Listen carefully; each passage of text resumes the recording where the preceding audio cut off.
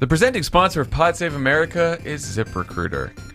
Talk about something topical that's not smart. Our president. The construction on the Beverly Center. You know what is smart? They got one guy painting that whole building. Of course it's taking forever. You know what is smart? What's smart? Using ZipRecruiter to find qualified candidates for your job.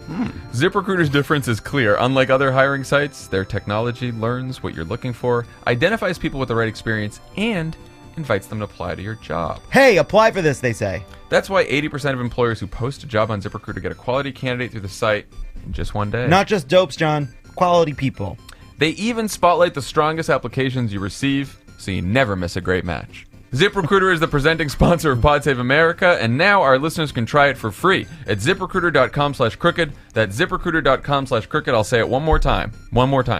ZipRecruiter.com/ This Texas barbecue is pretty good, but have you guys tried Brooklyn barbecue? Go home. Crooked.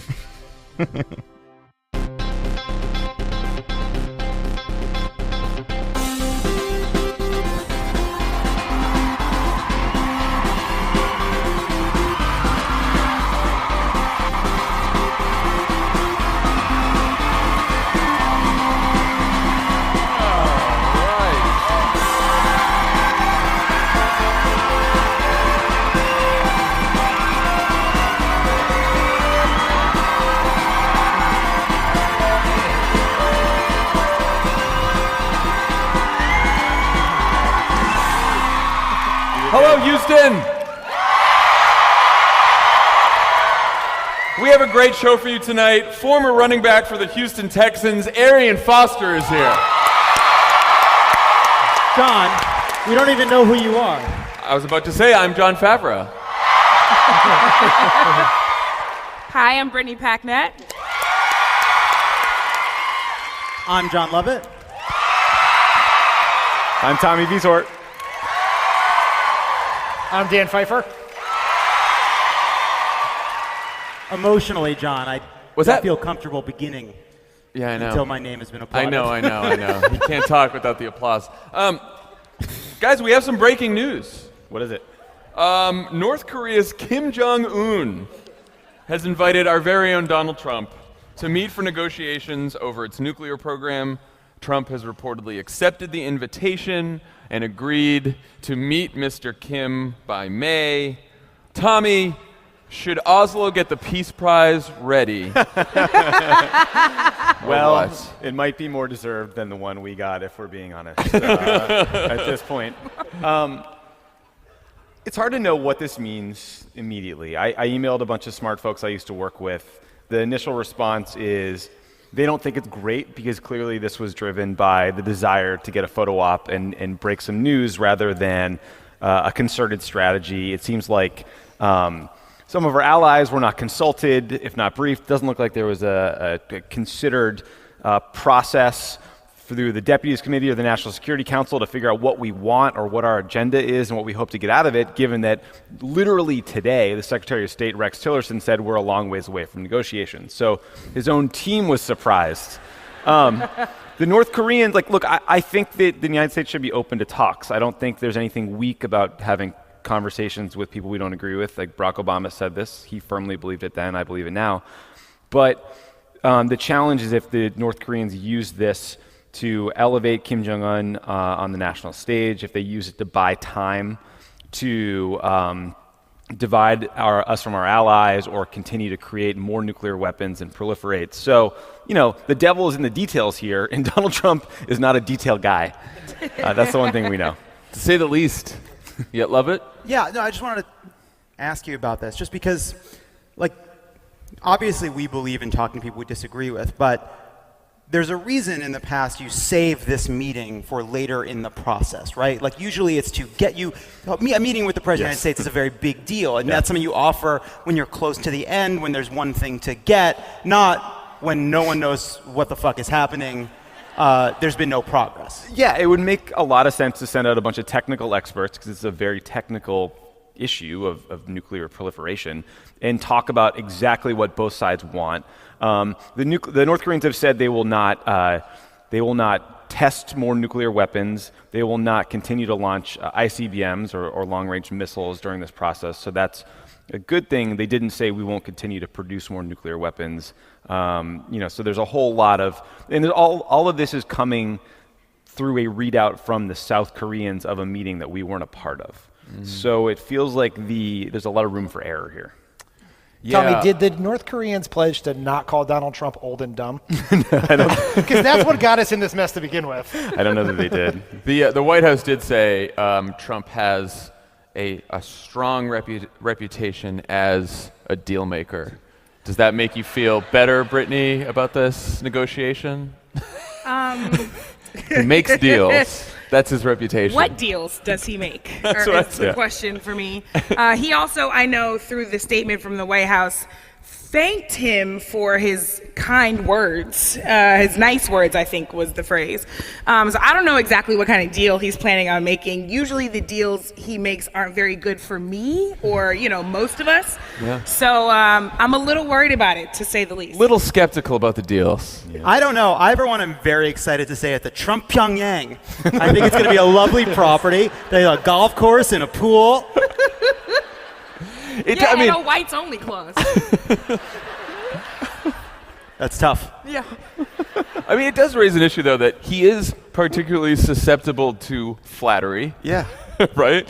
So I feel like that may influence the negotiations somewhat if Kim Jong Un is smart about it. Yeah, like when foreign leaders would come to the White House, they would send around a classified psychological profile of sort of who they are, where their background is. Donald Trump's is the shortest in the history of the world, right? It's like stroke his ego. Trump wants to be the guy that delivered a deal in peace with North Korea. And Kim Jong Un knows that all he has to do is dangle the prospect of a nice New York Times editorial, and he'll get him there. So God knows what we're going to give up in this process. I think it could go two ways here, because I think it's very possible if this meeting were to happen, Trump would come out and the press would be like, did he agree to get rid of his weapons? And Trump's like, no. He actually made a pretty good case for keeping them. It's awesome. He's been getting a very bad rap. I don't understand why. He's a very nice guy. He said nice things about me. He likes me. He builds things. He's building a beautiful golf course. Eric is in charge now. He's going to join Mar-a-Lago. He told Jared he'd put some money into Fifth Avenue. I mean, Trump is literally easier to manipulate than a sock puppet, right? This is not that hard. Oh my God. Okay, well, we'll stay tuned for these negotiations. Stay tuned. The next episode, sometime in the spring. We'll see what happens there. So, aside from the North Korea news, there have been quite a few newsy headlines since we did the pod on Monday. I'm starting to think that Donald Trump is not the upstanding businessman we once thought he was. Here's a quick summary of what we learned in the last 48 hours.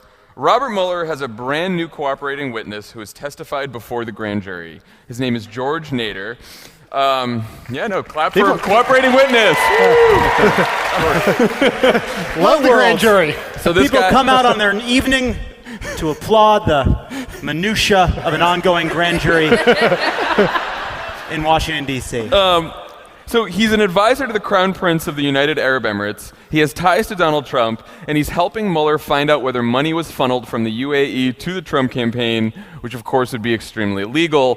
Nader is also testifying about a secret meeting that took place 2 weeks before Trump's inauguration on a tropical island known as the Seychelles that was attended by Nader, war mercenary Trump donor Eric Prince, and a Russian oligarch with ties to Vladimir Putin. The Washington Post reported Nader has testified to the grand jury that the meeting was an effort to establish a back channel of communication between the incoming Trump administration and the Kremlin. P.S. The president is also now engaged in a legal battle with the porn star he had an affair with, who his lawyer paid $130,000 to silence before Election Day, but we will set that aside for later. I want to start with Tommy and Dan. I wasn't really involved in the details of the Obama transition or our national security policy like you guys were, but do you remember us setting up back-channel communications with foreign adversaries through meetings on tropical islands with mercenaries and oligarchs? Is that standard operating procedure before you get to the White House? I took my meetings in two places, Pete's Coffee and Archipelago's 300 miles into the Indian Ocean. It's a standard operating procedure. It is very weird that the Trump administration took a series of meetings with Ambassador Kislyak, Russia's former ambassador to the U.S., and then a series of like banks and financiers and the Crown Prince of the UAE, where they, according to news reports, talked about the need to set up a secret back channel, and then lo and behold, Eric Prince, the head of Blackwater, a horrific mercenary war for hire group, ends up at this Seychelles meeting. It's all very fishy. Well, so on the location, two people have to meet, and it's like, well, where are you? I'm on the east side. Where are you? I'm on the west side. Do you mind coming here? I have a busy day. Well, actually, I do mind. I'm busy too. It's not your meeting, it's our meeting. I'm not coming to your office. Let's meet 1,000 miles off the southern tip of Africa. I think the context here is important because Trump was not president yet, and you are not supposed to start conducting foreign policy when you're not president. There's actually a law against it. But this is not just like they sped the calendar up. Like, we just can't wait. We're so excited to just be diplomats that we're just going to jump the gun. It's two things. One, this is a country that had just attacked the United States by meddling in our election. And at the exact moment Trump was sending Betsy DeVos's brother-in-law to meet with a Russian oligarch, it's like Trump's guy and Putin's guy meeting together, was the exact moment that the Obama administration was working on additional sanctions for Russia for intervening in an election and possibly tipping it in Trump's favor. So this is one of those situations where there was a lot of smoke here. It really could not be, you can't find a sketchier person really than Eric Prince. And so the whole thing is... Can't you though? I don't know. I think it is hard to keep track. Yeah. There are lots of them, including maybe the guy sitting in the White House. But go fair ahead. enough. Yeah, fair that's enough. good. Yes. That's true. The getting the jump on diplomacy piece of this raises a question of their motive. It was certainly not the interest of the country. No one goes and takes a meeting. It was 2 weeks before inauguration. All they had to do was wait 2 weeks if they really wanted to talk to the Russians. And also, there's been no issue or policy or international question on which this administration has shown any true sense of urgency or passion for the good it will do for the American people. That's just not, I don't think it comes up in their meetings. I think that bullet keeps falling off the bottom of the agenda. Right. I mean, they're stated, what they told various investigators, what they were trying to get them, the Russians, to do was to act more responsibly in Syria and sort of help reduce Iranian influence. Those are Obama administration priorities and policies. There's no reason you'd have to hide that. Yeah. And why are these aren't the people to have that conversation? Hey, Blackwater guy and other creepy oligarch, you're the two perfect people. Get you guys in a room. We're pretty sure these are the two guys to figure out Syria. What are we talking about? We can't, I'm sorry. It's just that we dance around it, but the only explanation is the most nefarious one. Absolutely. It's like, we're going to have this meeting in a place that is a setting for multiple James Bond movies. Yes. Yes, I think while they were meeting, someone went off a jet ski into a cabana.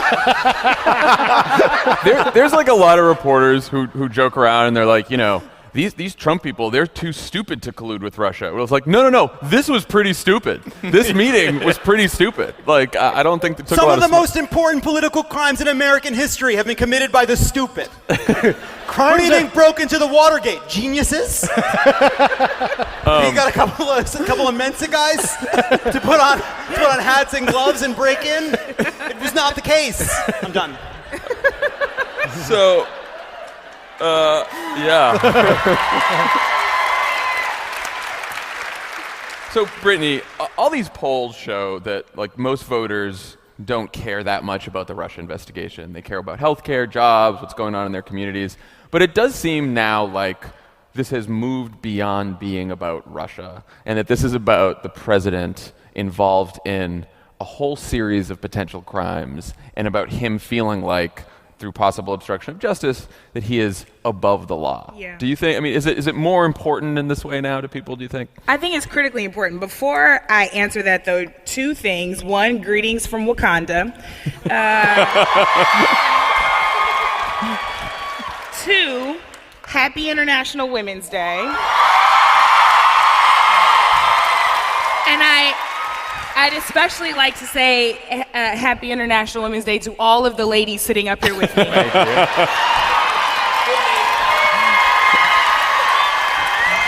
is a fair point. However, I would remind you that I do have a feminine vibe. You do. You do. It's true. I enjoy it, actually. But this is the point, right? And we shouldn't be surprised by the fact that he believes he's above the law and doesn't feel like he has to follow any rules, because in truth, he has lived a life where the rules have not often applied to him. Like, he was grabbing kitty cats and got a primetime television show for it. He still hasn't released his taxes, and we know he's been lying about the fact that he gave charitable contributions that he never did. So this is exactly what happens when privilege gets on steroids. This is the result. So we shouldn't be surprised. But it is the thing that we have to keep talking about. Yeah, and it is about more than just this one Russia thing. It is about this, entrenched corruption in the entire administration, right? Entrenched corruption in the entire administration. So not just a single person, but practically everyone that he hires, which means that there is no moral authority or moral code in this place, right? So it feels like we're having a conversation with people who swear that the sky is green, and you cannot convince them otherwise. Yeah. Speaking of moral codes and moral authority, Dan, on the Stormy Daniels issue. Don't do it. It's International Women's Day, John. Well, so no, here's the interesting thing about that. It's like, I was like, we don't need to be talking about this. This seems like a sideshow. But it now seems like the President of the United States may have broken the law here too, or could potentially have broken the law. Is that right? What do you think? That's right. This has been good. This has been bubbling out there in the news for a long time. We really haven't talked about it that much because there is so much other horrible things happening right now. Right. And the one side note on this is, it should be alarming for those in the media in the Republican Party who expect Trump to negotiate a global peace deal with North Korea when he fumbled a deal paying hush money to Stormy Daniels. So, where he just gets up from the table in Geneva and forgets to sign the deal. Here he signs it, Dennis Dennison. But look, I think where this becomes problematic is they've lied about it. Michael Cohen has lied about it, and there are potential financial crimes here in terms of money laundering, because Michael Cohen told everyone, first he said it wasn't true, then when he finally had to admit to it, because it was part of a campaign finance investigation, that he said he did out of the goodness of his own heart. And now you have contemporaneous witnesses saying he was mad he hadn't gotten reimbursed yet. So the question is, reimbursed from Donald Trump. Yeah. He didn't get reimbursed for the hush money. Right. Another honorable subcontractor, jilted. I just want to fulfill the contract. So there are potential financial crimes here for money laundering. There are potential questions around campaign finance. Is this an illegal contribution to the campaign from Donald Trump that exceeds the limits? If it was Michael Cohen's money, then it exceeds the limits of what Michael Cohen could spend as an individual to help elect Donald Trump. And if it was Donald Trump's money, it should have been reported on the campaign finance form. And so, why should it have been reported? Because it's the argument is that Donald Trump paid this money to help his campaign, because her talking about this would have hurt his campaign. Yes, right? That would that's be the exactly legal right. argument. He was spending money if you spend money to help elect someone, it has to be A, within limits that's set by law, and B, disclosed. And this was neither. And so this is going to get looked at. The unfortunate part is the people would look at it as the FEC, which is a toothless entity. But this could become the part of a New York State investigation because it happened in New York State. And so this is something to watch just as we do the long. Get in line, investigators. Get in line. I know. Hi, I'm here to ask Stormy Daniels a question. You wait your turn.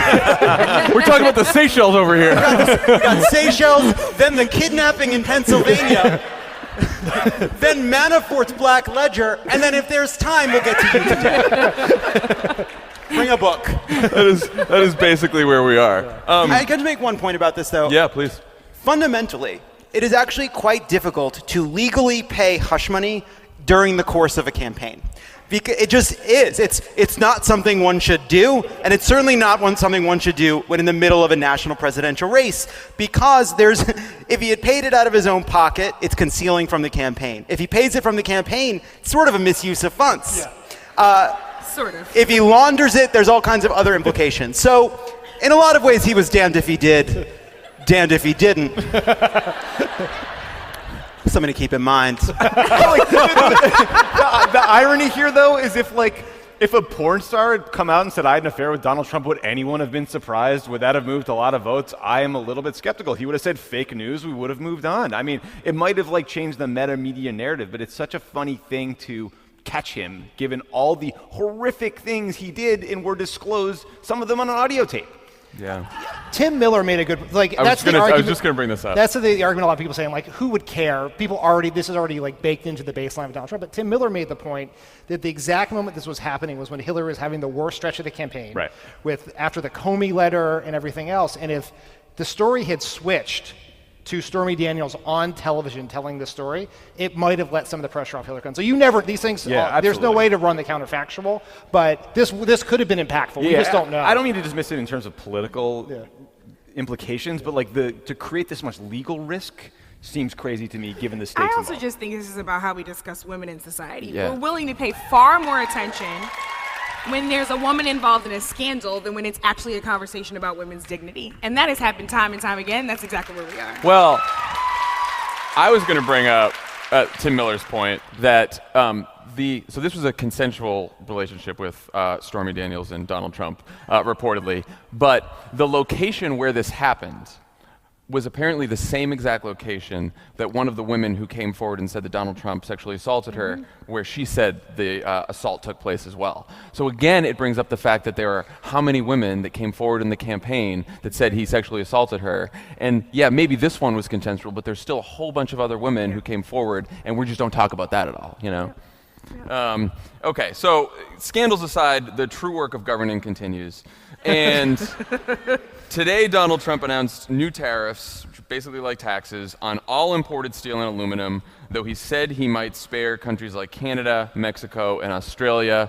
Just sort of picked them out. Do I have a microphone problem? He made this decision after a rigorous policy process, which... That's the funniest thing you said on that. It involved talking to two people. His billionaire commerce secretary, Wilbur Ross, and some guy named Peter Navarro that he hired after Jared Kushner Googled China. That is actually a true story. He said, I need a China expert. Jared went on Amazon, found a book that this guy wrote, and said, hire him. That's also a lesson. You never know where your next opportunity is going to come. America's an amazing place. One day you're just some guy who wrote a book that nobody read. The next day you're sitting across from the president. Only in America. Upending global trade policy. Just, there's a lot of been talking about the process, how we got here. What are the potential consequences for people in America, businesses in America, from this decision? Tommy? Sure. One, the price of steel could go up in the variety of goods that we use, so cans, aluminum, things like beer cans, right? But then more significantly is probably the cost of constructing large buildings, and that could sort of trickle down into reducing jobs or people hired to work on these jobs. But the real challenge is not necessarily the sort of narrow action of what it means to slap a steel tariff on and suddenly things cost more for Americans. It's if the Europeans retaliate and then Trump retaliates again. And it could create a back and forth in a trade war that ends up really hurting consumers, not just in the United States, but globally, because our president fundamentally doesn't really understand how the economy or trade works. He thinks that they owe us money if there's a trade imbalance, but that's just not the case. So this guy, Peter Navarro, that John was talking about, Mr. Amazon Opportunity, who wrote the book, he has views that are so far out of the mainstream that if you found 100 economists, he would be the only one that really has nativist views in the way Trump does. But he's the guy who matches the thing Trump has believed for 30 years, so Trump was excited to hear from him and decided to follow his path. The process matters. It matters that nobody weighed in. It matters the consequences weren't thought out. It matters that it's not very tactical or strategic. Because we do need a conversation about whether our trade relationships are working well for the United States. Millions and millions of Americans do not feel as though these kinds of deals are worth it. They open the door for Donald Trump. Donald Trump's position on trade and immigration were ways of bucking both parties. A consensus in both parties that didn't feel fair to millions and millions of Americans, in particular places like Ohio, where Sherrod Brown, not a fan of Donald Trump, has been sort of tepidly in favor of what Donald Trump is doing. So what's sad about this, what sucks about this is Donald Trump is going after something where smart Democrats could have a real agenda about how to make trade something that doesn't always feel like a losing issue. But instead, we get this ham-fisted version, and everyone's left sort of defending the established order because it's the only alternative is this kind of chaotic nonsense.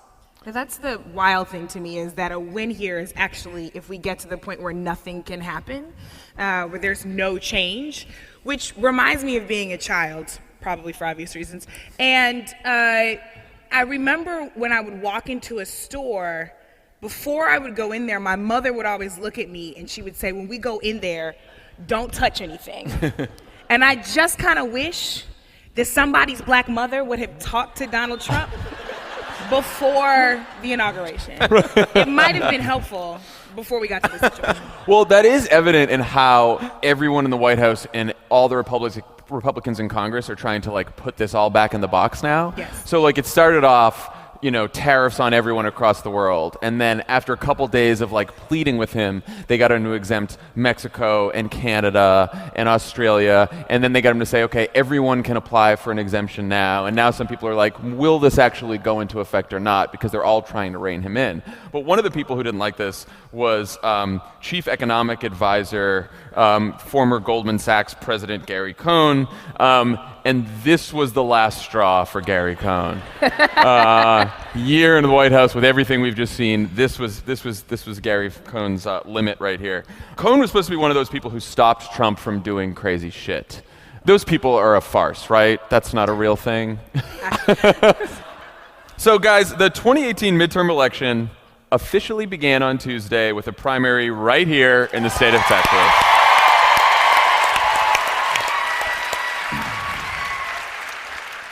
Here's the good news. Democratic turnout nearly doubled from the last midterm primary in 2014. And in the 3 Republican-held congressional districts that Clinton won in 2016, Democrats outvoted Republicans in 1 and nearly matched Republican turnout in the other 2, including the 7th district right here in Houston.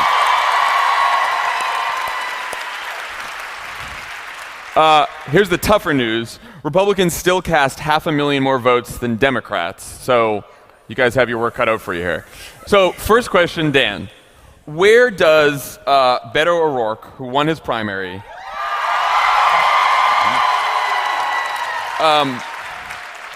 where does Beto find those 500,000 votes between now and November? Well, Texas has, it's important to know, there's a couple things about Texas generally, which is Texas was the state with the greatest improvement from 2012 to 2016 in the Democratic column of any state in the country. So it is moving, is getting bluer faster. Now, I would say to you people in Texas, hurry up, we need you. But there are huge swaths of Democrats who do not turn out here and Democrats who are unregistered. And so a lot of the work that's been done since the day of the 2016 election here in Texas has been about registering people. We have to do so much more of that and then turn those people out, because if Democrats can register those people and turn them out, they can win statewide. The numbers are here for that. The cities are getting larger. The state is getting more diverse. It's getting younger in a lot of ways.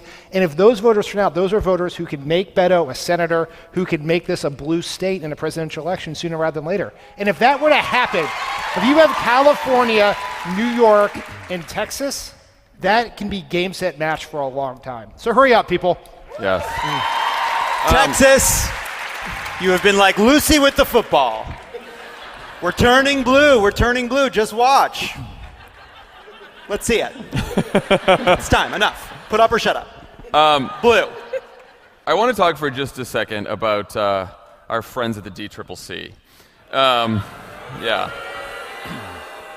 So that's a great sign. Nice. That tells you. What is this? Liberal Houston showed up to boo the D-Trip. Great job. it's a bunch of straight shooters, I think. Love it. So they intervened in the congressional race here in Houston. They publicized a bunch of misleading opposition research against Laura Moser, which is something extremely unusual It did not work. Fair. And so now Laura is in the runoff with Lizzie Fletcher. What do we think they were thinking? What was the DCCC doing here? They weren't. I mean, first, the DCCC and the DSCC, they play an important role in training candidates, recruiting candidates in places where there are winnable races where no Democrat has stepped up on their own. But the key thing here is, and this should be the lesson of 2016, is let the people decide. Do not put your thumb, even if you believe that another candidate is better. Right. And even if that is your internal analysis based on your expertise, one, you're probably wrong. But two, if you're coming out and saying it is having the exact opposite effect of what you want, and it alarms me because taking the House is like what is standing between us and serious disaster. And if the people in charge of it are so out of touch with where the base, the people who were at the Women's March, who are going to be marching at the March for Lives next 2 Saturdays from now, people who stood in airports, if they don't get where those people are right now, then we're going to have trouble. Yeah. So I hope they learn the lesson, I guess. Tommy?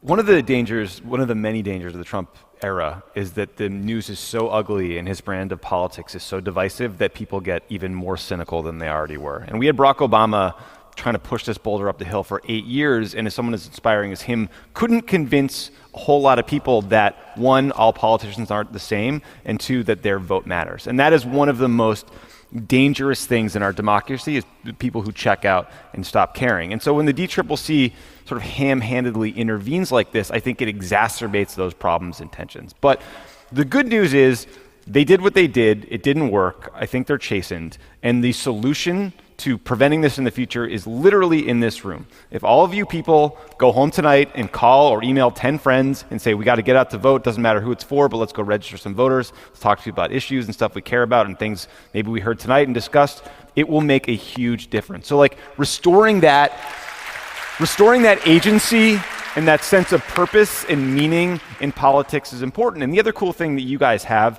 is Beto O'Rourke running statewide, who's someone who's gives a shit about politics for the right reasons and is running an election that's, the way it's meant to be run, not on TV, but meeting with people. So there's nothing wrong, that can't be solved with what's right about Texas and this electorate and this campaign. So add that there are undocumented folks who contribute $703 million to this state every single year, who pay their taxes, who are being turned away at the polls, and people of color who are documented and are afraid of police interaction or police brutality, so they don't show up to the polls. So recognize that if you are not showing up and you're not getting 10 friends who don't have to fear those same things to come with you, then you're actually letting down even more people. Yeah. And I would just say too, it's like what you were saying, Tommy. There's a lot of people right now. The energy's there. They don't like Trump. They believe in the Democratic Party's values, but they say to themselves, I don't know what my vote is going to do. I don't know what difference it's going to make. And I think one thing to tell people is we saw in 2017 in Virginia, in that race, it was literally down to one vote made the difference in the House of Delegates. And that meant that Ralph Northam is now able to expand Medicaid in that state because of that. It came down to one vote, and now there's going to be hundreds of thousands of people. One person, right? Fred One Smith. person, and now there's going to be hundreds of thousands of people in Virginia who could potentially are covered by Medicaid. And it's the same thing in 2018, especially in the Senate. We could be one senator away from controlling the United States Senate, and if we control the United States Senate, that means no Supreme Court justices from Donald Trump. That means no judges from Donald Trump. That means no legislation from Donald Trump. So it's I do think part of this is letting people know that I know you've been cynical about politics. I know it seems hopeless, but your vote could actually make a difference. It could change everything. Your vote could make sure that Ruth Bader Ginsburg can unclench and pour up. Which is all we're looking for. She can Pour hang a up glass that of collar. whiskey. She could take a day off at the gym. She can hang up that lacy collar, yeah. She deserves it. Yes. Vote and give Ruth Bader Ginsburg a break. That is our slogan. Give Ruth Bader Ginsburg a cheat day. Give Ruth a break. Give Ruth a break. All right. That's a t-shirt. And now? And now for a game we call OK Stop. There we go. Here's how it works. We'll roll a clip, and the panel can say, OK, stop at any moment when they have an opinion of some sort. 1 million years ago, the god of human ambition laid a single egg in a swamp somewhere between Dallas and Wall Street. 50 years ago, it hatched, and a man named Raphael Edward Cruz was born. You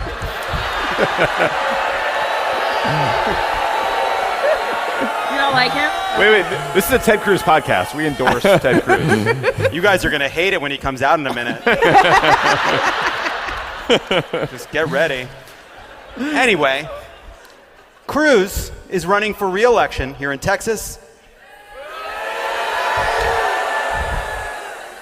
Oh my, you guys realize I didn't like Ted Cruz? The love grand juries hate Ted Cruz. Cooperating witnesses. So Ted Cruz stopped by CNN to talk about his campaign. Let's roll the clip.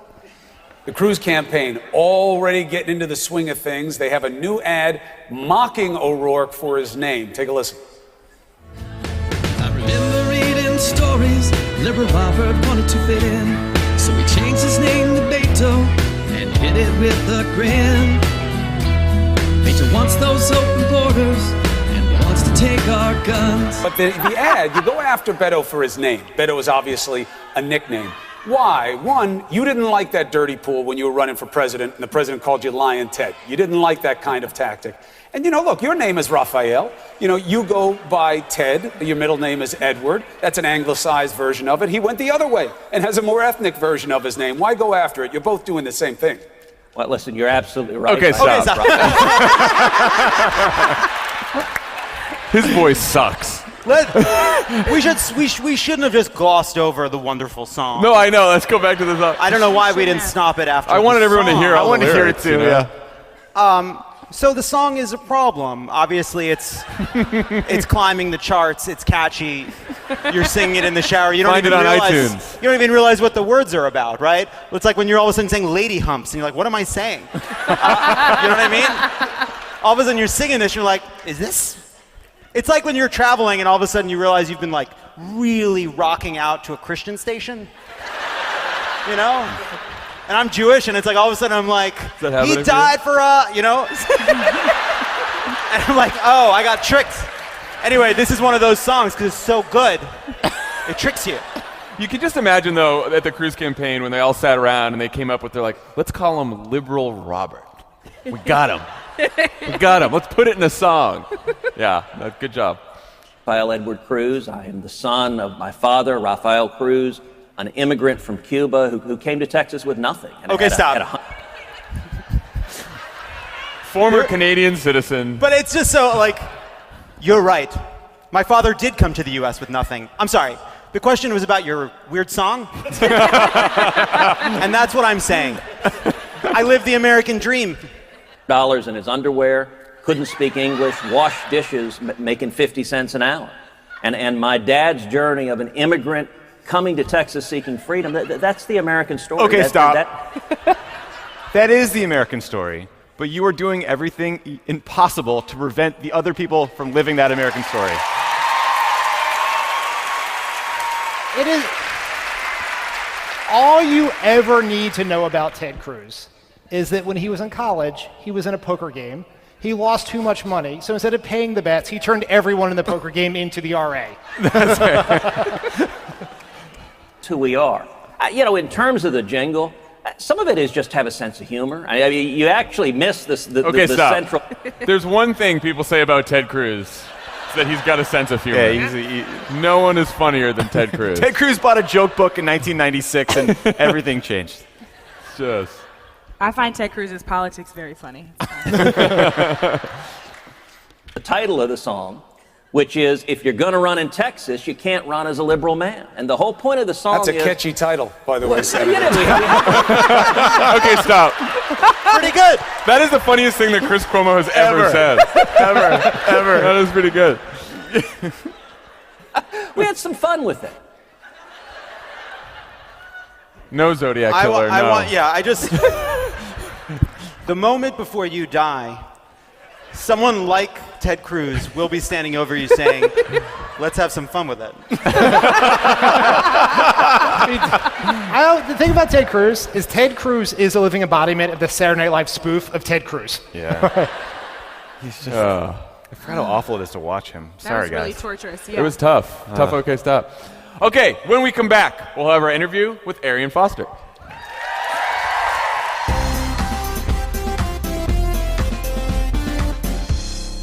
Pod Save America is brought to you by Sonos. Just tell a story about your experience with Sonos One, damn it. Oh, I'm sorry. Sonos One, damn it. Well, here I am, sitting at home, watching comedians in cars getting coffee on Netflix. I have watched them all, John. Me too. Made it all the way through. Wow, that's a lot. They're so good. I went through once and watched all the comedians I wanted to watch, and then I went through a second time and watched all the people I had skipped. But what was really great was the sound because it was played through Sonos. Sorry, so just bringing it crisp. back to the sponsor. Sonos. It was so crisp. We love Sonos. Easy to set up. John, you're gonna get a wedding gift from me that involves Sonos. I've been hearing about that since I got married almost a year ago. Almost a year ago is exactly right. I have till June, according to Emily Post and Emily Black Favreau. Pretty soon you're going to be running right into getting Tommy a wedding present. You're doubling down on gifts. It never ends. It never ends, John. I got to get some people back. There's some, there's sometimes where people get a wedding gift and a baby gift in one box. I got some weddings from like 2006 that I got to figure out. Are we going to go back? I'm sorry to everyone who had a wedding before Emily reminded me to give gifts. Yeah, I'm just terrible. I gave a Sonos One as a gift to Ronan's brother Fletcher because he has the voice activated one with the name you know, but I'm not going to say it because you've yelled at me, audience. She who will not be named. She who will not be named, the Voldemort of voice activated creatures. And he has it throughout his house. So I thought, I'm going to get him one of these Sonos One speakers because then he can have this really great sounding speaker also be his speaker for activating Amazon's robot. Cool. Amazon's her. For a limited time, Sonos is offering the Sonos One bundle, which gives you double the sound with a pair of Sonos Ones, complete with built-in Amazon bleep for just $349. It's such a funny problem. We can't say it because if you do, it activates people's houses, and then all of a sudden it's like it's playing random songs. Anyway, go get some Sonos. Pod Save America is brought to you by Tommy John. Oh, is it? In case you haven't heard, Tommy John is the revolutionary men's underwear company that's trying to solve a major problem. What's Do you guys that know what that problem, problem John? is? There are tens of millions of guys out there suffering with unsatisfactory, outdated underwear. Suffering is funny. You know who's not? This guy. Pointing at myself. Because you know what kind of underwear I'm wearing at this very moment, John? I Tommy? believe you're Satisfying going- Tommy underwear. John. I believe you're going to say Tommy John. Highly Tommy satisfying. John, Tommy John. It's Tommy giving- and John, I'm wearing Tommy John. Did you guys ever notice that it's our names? Tommy John is giving hope to unhappy underwear wearers everywhere. That was a mouthful. You know what's funny? Trump just lost hope. They've sold more than 4 million pairs of underwear, not to mention more than 1 million undershirts. With 96% of customer reviews 4 stars or above. The numbers don't lie, guys. With Tommy John's revolutionary underwear, the legs never ride up, the waistband never rolls down, and you know those wedgies. They're a thing of the past. What wedgies, I say to those kids in my gym class. Plus, their horizontal quick draw fly has been described as life-changing. Has it? Come on, guys. Look, guys, I don't know. Look, the quick draw, it's horizontal and not vertical. And it's just something to get used to. Something to explore. Of course, every purchase is backed by the best pair you'll ever wear or its free guarantee. And if you don't love the comfort of Tommy John, it's on them.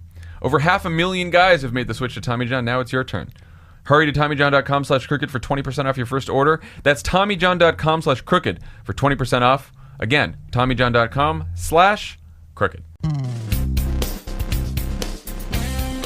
Our guest tonight is the host of the Now What podcast, but you might also know him as a former NFL player who spent almost his entire career playing for a little team called the Houston Texans. Apparently, we they like the liked Houston it down here. Texans. Yeah. Please welcome to the stage, Arian Foster.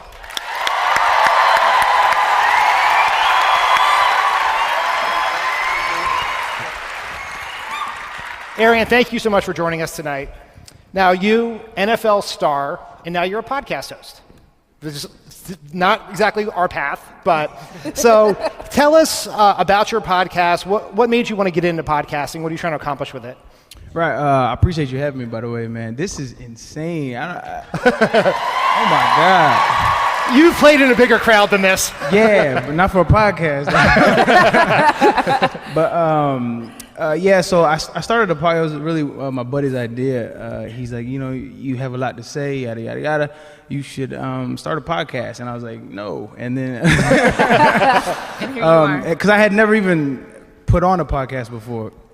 And I started to just kind of research it, and I was like, "Oh, this is something I enjoy doing anyway. It's talking. I think it's the way we move forward as human beings is dialogue and conversation." And it was just one of those things where I wanted to kind of explore myself via other people, and it has been a tremendous gift. What are you hoping people will really get from the podcast platform that they can't get from you otherwise? Just an insight. It's not really about me more so than it is, current events or ideas or science. I like to touch on topics that I'm ignorant to, and so I like to dig into people, whatever their expertise is, and learn something from them. So it's more for me than it is for other people. But I feel like if you can humble yourself and listen to a conversation and come with an open mind to possibly learn something. It is for you, and it's for me because I've learned so much already. I've had an epiphany mid-podcast before. It's amazing. You have, both as an athlete and an ex-athlete, you've been very outspoken, but that has not necessarily been, it's been more the exception than the rule until recently. And not just since Donald Trump was elected, but in the last 4 or 5 years here, more athletes have become more outspoken on social issues, political issues. What do you think has led to that change? I think Facebook actually. No, I did a comedy show, and part of my bit was that it's like everybody wants to blame Obama or Trump, and I blame Facebook, but it's because the political divide in this country it's no longer hidden. It's kind of you have to kind of wear your views on your sleeve. Whereas before it was kind of you went to work and maybe the person next to you believed what you didn't, but you guys had a common goal and you moved on with your life. But now if you happen to follow that person on any social media outlet, you happen to know that he doesn't think Black Lives Matter, and so it kind of creates this divide where you have to address certain issues. But I think now I don't want to say you have to pick a side, but you have to know what the overall political dialogue in the country is, whereas before it wasn't as prevalent. You come in a long tradition of sports figures that are also activists, right? Tommy Smith, John Carlos, Muhammad Ali, Colin Kaepernick. Those folks have not actually been welcomed for their opinions, right? They've received a lot of punishment for it. How are you thinking about Major League sports and how much further they need to go in actually embracing this diversity of opinions? Well, I think different leagues have different standards. So like in the NFL, in my opinion, they're so reactionary rather than proactive. Just like a perfect example is when Ray Rice, one of my good buddies, he was in trouble with that whole, he hit his wife in the elevator. And I don't condone domestic violence at all.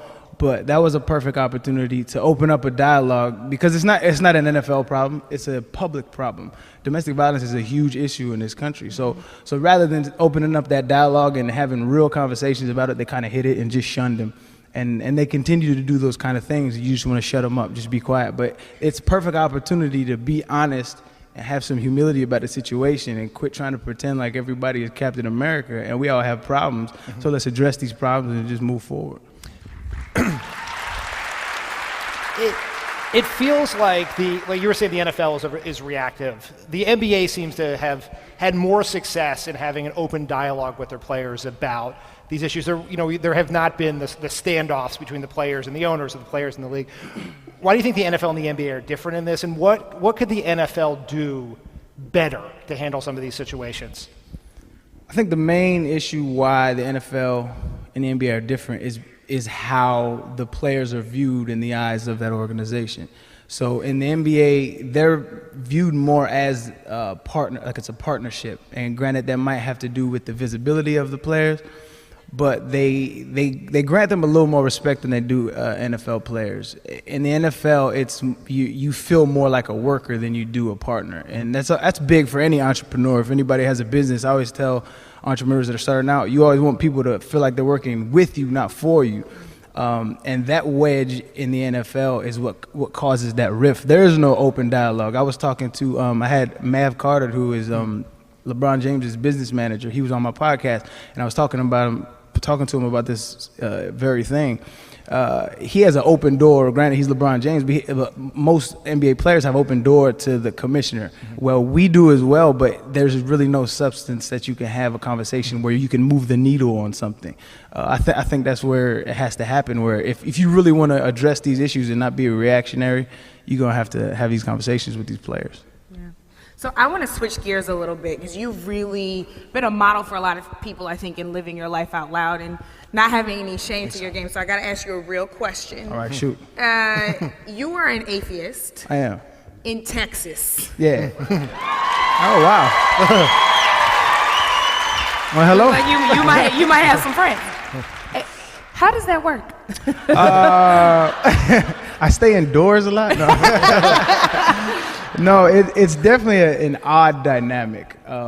It probably wasn't the best state to do it in, but it's just one of those things where it was a long journey getting to this point. So it was never for any kind of public recognition. So it was more the public, I guess, coming out. I guess it would be the term. Was more for people who feel kind of trapped in their situation, that then they need some kind of somebody to look to and say it's okay to feel how you feel, it's okay to think how you think. And I'm not one of those picketing atheists who assert that there is no God. I'm more so on my quest and my journey, and I question everything, and I try to bring as much logic and reason to my line of thinking as possible, which I think this entire country can use more of. So it's a great thing. Going back to football for a second. That's a hard question to follow. It's a great transition, by the way. Thank you. Given the NFL's challenges with concussions and CTE, what will the NFL be like in 15, 20 years? Do you think it'll still be around? Will it be a fundamentally different game? How do you see the sport changing? This is another, not to keep plugging my podcast, but this is another conversation that came up. That's why. Now what podcast? You can find out. No. We have no problem with podcast plugging on this for show. sure.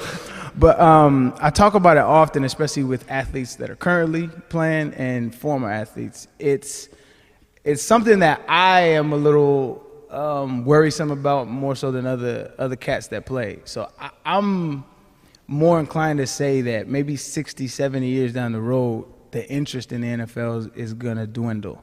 And I say that because as the science becomes more and more clear, it's not good for your brain. And that is the only vehicle we have for reality that we know of. I just want to say you are an incredibly brave person. You are an atheist living in Texas who knows that football is bad for your brain. Yeah.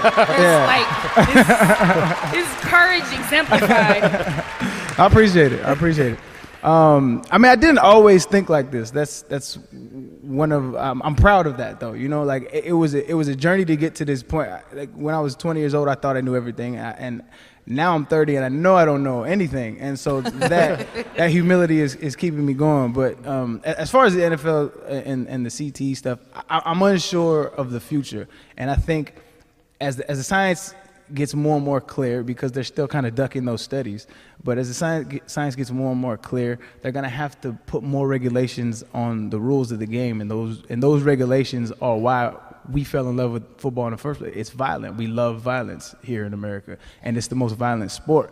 And as it gets less and less violent, you're going to have less and less people watching.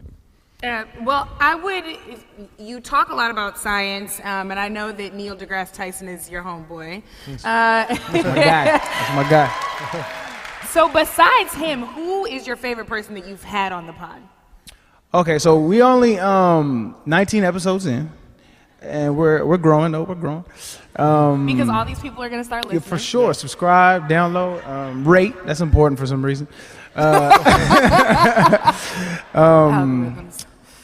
So my very first episode was my mother, right? So I sat here and had my mother on my very first episode. So that was definitely one of my favorites. But aside from her, because I got to plug my mother.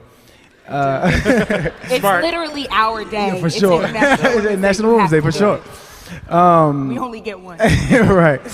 I think it was, he was and I'm going to butcher the title, but I think he's a special ops sniper. His name was Nicholas Irving. And it was, I'm right, a Nicholas Irving fan. No, he's just a really sharp cat, and we dove way deeper than I anticipated. And we talked about his PTSD. We talked about how he felt about protesting the NFL. We talked about anything that you could think of. Like it just went way deeper than I thought I was gonna go. And that's, to me, that is the reason why I got into podcasting, was to talk to people like that, to bring me into a world that I'm completely ignorant about. All right, before we let you go, so you told us who your favorite podcast guest you've had is. Who is the one person, who is the GOAT, who would be the person you would want to have on your podcast? That is an interesting question. So at the end of every podcast, we actually do this. Yeah. We ask the guests to lobby for us to get Jim Carrey on the podcast. So I think after like a year, we're gonna put together like a clip, and hopefully it goes viral of like people just telling. The funniest one was I just had Snoop Dogg on my podcast. Uncle Snoop. And he had the funniest one ever. It's not funny if I do it, but the way he did it was hilarious. But yeah, we asked everybody to get Jim Carrey on. Jim Carrey is kind of posterized as crazy or a nut, but I think he's onto something, and I just want to dig into his brain. And so he's my guy, man. So one day. All right, everyone, subscribe to Arian's podcast, and please thank him for joining us tonight.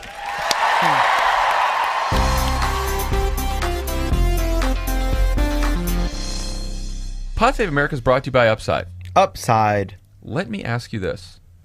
How great would it be to have the kind of support astronauts get when they take a business trip? Pretty good, because we're about to go to like 4 cities. Yeah. A lot of Houston, travel. we have a solution. Oh, and this is for Houston. I know. Wow. We're recording this early, but love it. Love it. Knew what he was doing. Anyway, Upside has a team of specialists working 24/7 to make sure your flight, hotel, and car rental all go off without a hitch. They monitor your trip around the clock, proactively keeping you posted on everything from if it's going to rain to alternate return flights home in case you want to squeeze in one more meeting before you leave town. What would we ever do? We could never find out the weather before this. Norista. Just kidding you, Upside. I know the weather thing's cool. Have you ever experienced that level of service before in a business trip? No, never experienced it in any setting. Not until Upside.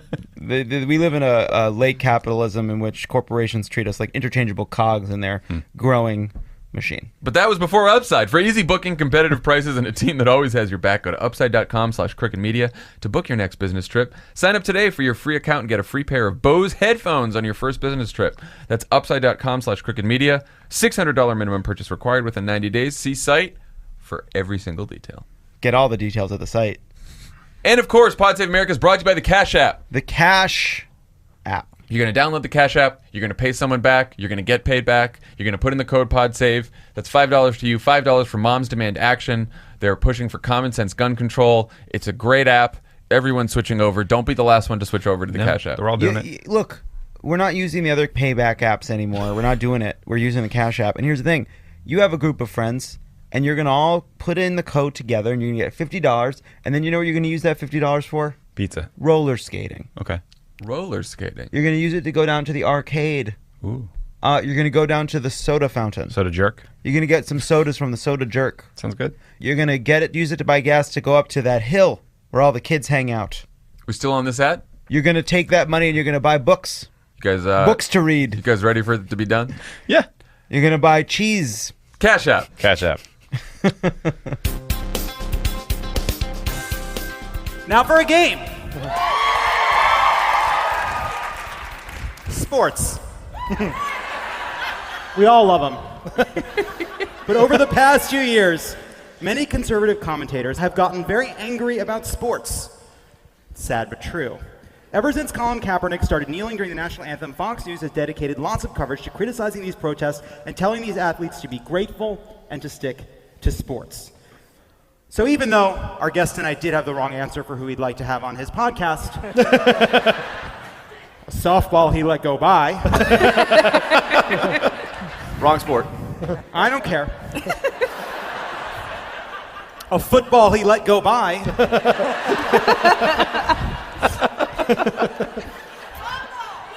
A fumble. Yeah. Thank you. We thought we'd highlight some of the worst moments in a game we call Shut Up and Dribble. So you each have cards with you. Would somebody out there like to play the game?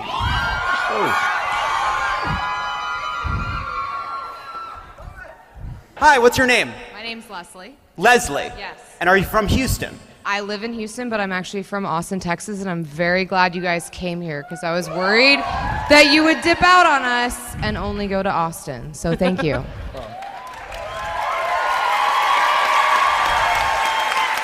I feel like we just learned something about a chip you have on your shoulder. That's fine. Leslie, are you ready to play the game? I'm very ready. Are you guys ready? Yes. Yeah. All right. Question number 1. Over the course of the last 2 years, Fox and Friends has denounced Colin Kaepernick so often, it's almost like they're using yelling about black athletes as a kind of palate cleanser between segments. After Hurricane Maria ravaged Puerto Rico, who did Fox and Friends turn to for storm recovery information? Was it A? Meteorologist Rain Sprinkle and Gale Winters. Or was it B? Meteorologists Autumn Storm and Dusty St. Cloud. Was it C? Meteorologist Sleet Snowington and Barry Metric Pressure. I feel like we ran out. Or was it D?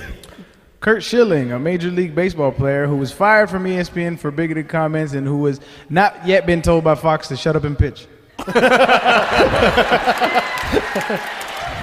A tough one for Leslie to kick it off. Yeah. I'm gonna go with D. You got it. Question number 2. Last month, Laura Ingraham did a whole segment scolding LeBron James for talking about politics, telling him to shut up and dribble, and even using the phrase, "Must they run their mouths like that?" What did she say a few years back when Ted Nugent, a musician who talks about politics, threatened sexual assault on camera against a female CBS News producer? Was it A? I am shocked and disgusted that someone who claims to be a conservative would use such hateful rhetoric toward a female journalist. It is wrong. Was it B? I denounced Ted Nugent today just as strongly as I denounced him when he said Obama could suck his machine gun, which is something Ted Nugent actually said. Was it C? I can't do this anymore. I just can't. Am I playing a role, or is the role playing me at this point? Am I a person, this graceless, broken, shouting person who put her talent and charm into this greedy propaganda machine? Am I too strong to care or too weak to change?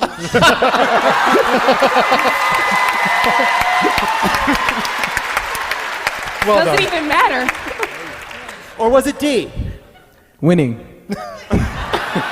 In response to Ted Nugent, So I want to give Brittany props for that excellent performance. I wish it was C. I want to believe in her head it was C. I don't know. I mean, it wasn't actually D because she's not hip enough to say winning.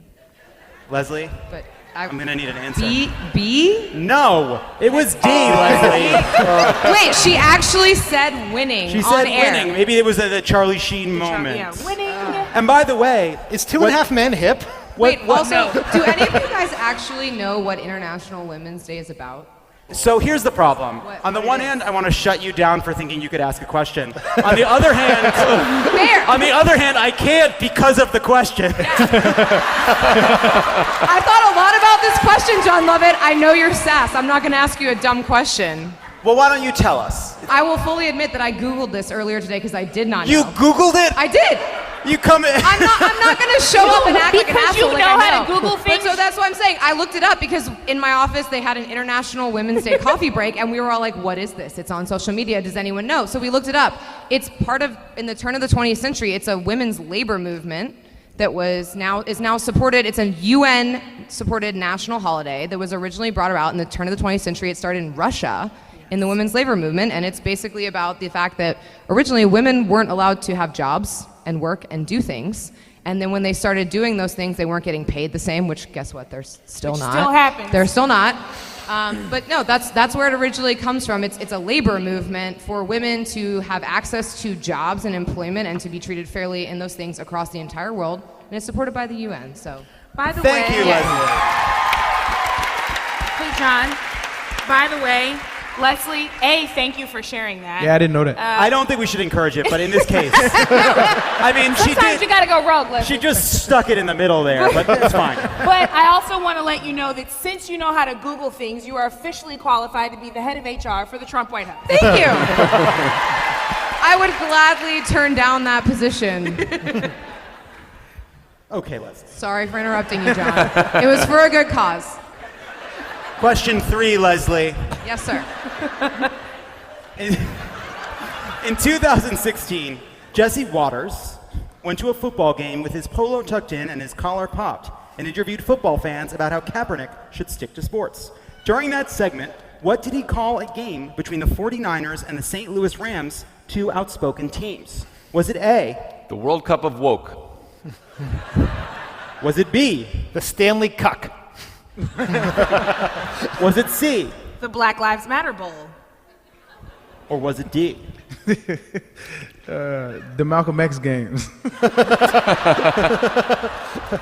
Did you guys give Arian all of the right answers?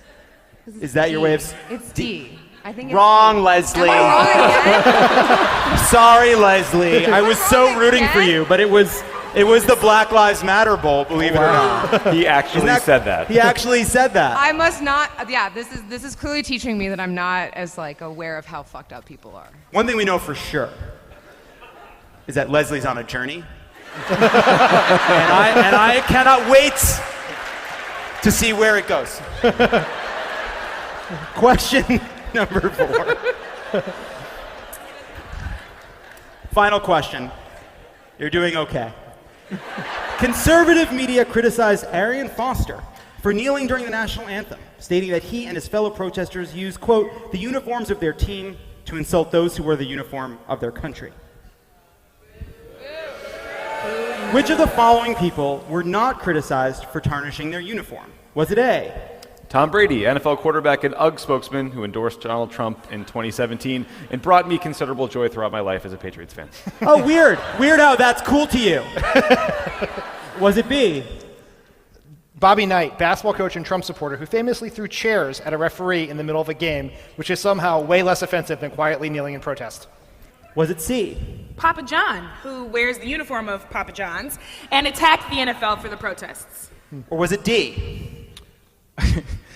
It's almost as if this isn't about sticking to sports, but an instinctively racist worldview that dismisses black concerns and views any discomfort or debate created by black athletes as an overstepping of their lower status that no wealth or success in any field can erase. Boom. So the answer's D. Incorrect. It was all of the above. Leslie. Yes, sir. You won the game. Thank you so much for playing. Thank you for sharing that about International Women's Day. We appreciate it. Guys, give it up for Leslie. Good job, Leslie. And give it up for Arian Foster. Houston, you've been wonderful. Thank you again to Arian Foster. Thank you, Brittany Packnett. Thank you, guys. Go vote.